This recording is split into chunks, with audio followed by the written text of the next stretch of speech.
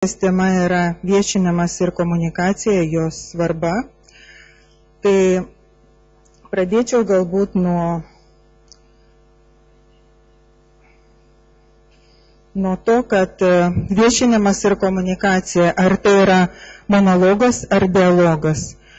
Ir kaip teigia Pasaulio sveikatos organizacija, svarbiausias komunikacijos su visuomenė tikslas yra sakyti tik tiesą ir paneigti tikrovės netitinkančią informaciją.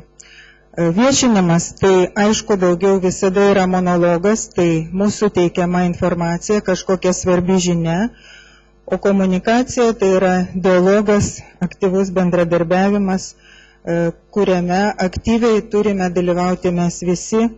Ir pasinaudodama proga tikrai norėčiau padėkoti visiems čia esantiem ir mūsų užsienio svečiam už tą dialogą, kuris nuolat palaikomas, nes komunikacijos strategija imunizacijos klausimais vykdoma ne tik tai Lietuvoje, vadovaujantis tą nacionalinę mūsų imunoprofilaktikos programą, tačiau mes visą laiką jaučiame paramą ir iš Pasaulio sveikatos organizacijos, kuri yra sukūrusi komunikatorių tinklą, ir taip pat prieš keletą metų yra sukurtas ECDC centro, taip pat komunikacijos tinklas, kurio darbe mes aktyviai dalyvaujam, taip kad manome, kad komunikacija neapsiriboja tik mūsų nacionalinė veikla, tačiau siekiame visi laikytis kažkokios bendros Europos strategijos. Ar žiniasklaida iš tiesų yra puikus įrankis formuojant visuomenės nuomonę? Aišku, atsakymas yra teigiamas, nors kasdien mes stebime įvairiuose žiniasklaidos priemonėse visiškai tarpusavį prieštaraujančias informacijas, tačiau yra galbūt keletą tokių punktų, kurie mums visiems padėtų geriau komunikuoti su žiniasklaida. Tai visų pirma, mes manau, kad turėtume didintis mūsų pačių žinias apie komunikaciją ir ryšius su visuomenė. Taip pat turėtume galvoti apie tai, kad mūsų institucijos veikla būtų vieša, prieinama žiniasklaidai.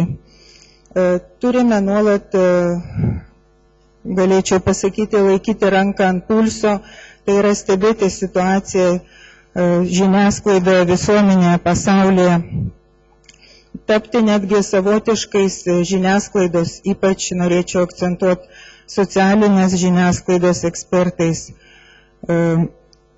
Labai geras patarimas mums visiems yra tapti patiems informacijos šaltiniais pagal mūsų norus, o ne pagal žiniasklaidos norus.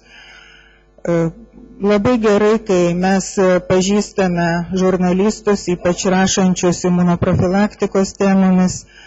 Tai padeda mums geriau bendradarbiauti su jais ir taip pat didinti ne tik mūsų kompetenciją, bet ir jų kompetenciją tikrais imunoprofilaktikos klausimais. Geriausia, kai kiekvienas iš mūsų arba mūsų institucija tampa pirmais šaltiniais geros arba blogos naujienos. Tai irgi yra labai svarbu. Ir naudoti visas poveikio priemonės, tai aišku, čia reikėtų galbūt net atskiros konferencijos apie tai, kaip pasirinkti tikslinės grupės, priemonės ir panašius komunikacijos klausimus. Taigi visi žinome apie mūsų nacionalinę programą, kurioje yra labai daug informacijos, kurią galime komunikuoti ir kurioje yra pažymima, kad kiekvienas pilietis turi gauti teisingą, kas labai svarbu, mokslo įrodymais pagrįstą informaciją apie skiepijimus ir kad ypač svarbu teisingai ir efektyviai informuoti visuomenę visais šiais klausimais. Ir man labai patinka žinia iš tos programos, kurią, manau, labai gerai komunikuoti, tai kad skiepijimai padeda kasmet išgelbėti tiek pasaulio gyvybių, kiek praktiškai yra mūsų Lietuvoje.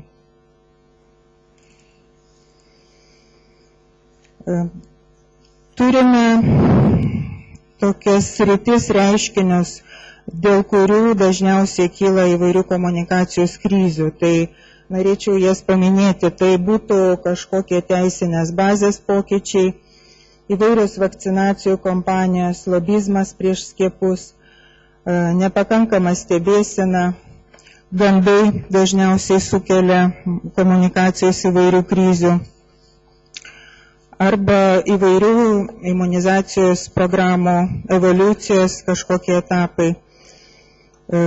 Ir galbūt keletą patarimų, kaip mes galėtume komunikuoti, kai atsitinka kažkokia tai komunikacinė krizė ar ekstremali situacija. Trumpai keletą patarimų. Tai manau, kad pagrindinis principas komunikacijos tai yra tiesa. Nes kiekviena komunikacija gali arba sukurti tiesą, arba ją sugriauti. Taip pat yra labai svarbu mūsų tarpusavio bendradarbiavimas ir būtent skaidrumas mūsų bendradarbiavimo ir viešumas. Mūsų norimą žinią praneškime kuo anksčiau, netgi jeigu neturime pakankamai informacijos, bet tai užkirs kelią įvairiam nesusipratimam ir gandam. Būtinai klausykime visuomenės nerimo, nuomonių, kas dabar ypatingai skauda visuomeniai, ir formuodami savo komunikaciją ar kažkokį pranešimą, pasistengime visada atsakyti pirmiausia į aktualiausius visuomeniai klausimus. Parodykime jai, kad jos skausmas yra taip pat ir mūsų skausmas. Nors kartais galbūt ir mums patiems atrodo, kad tas nerimas ir neturi pagrindo. Ir vienas iš tokių praktinių dalykų, tai aišku, kiekvieną komunikaciją patartina planuoti. Tai iškelti savo tikslus, išsinagrinėti situaciją, parinkti geriausias komunikavimo priemonės ir būtinai atlikti įvertinimą po to mūsų kompanijos informacinės. O, sakyčiau, tokį blitz įvertinimą galėtume, kad ir dabar, pavyzdžiui, atlikti, patikrinti, kaip mūsų komunikacija imunoprofilaktikos klausimais veikia. Tai pavyzdžiui, aš paprašyčiau pakelti irgi rankas, kas yra pasiskiepęs nuo gripo. Nu va, manau, kad truputį artėja prie pusės, tai vat, pagal tai mes galim spręsti, ar mūsų komunikacija yra pakankama, ar dar turime kur tobulėti. Ir paskutinė mano būtų žinia tokia, kad mes kaip ministerija, koordinuodami imunoprofilaktikos politiką,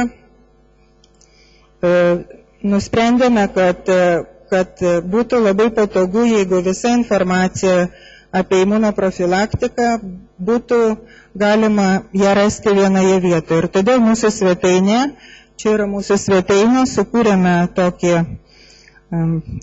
baneriuką su pavadinimu skiepai, čia jį galite pamatyti, jis raudonose rėmelėse.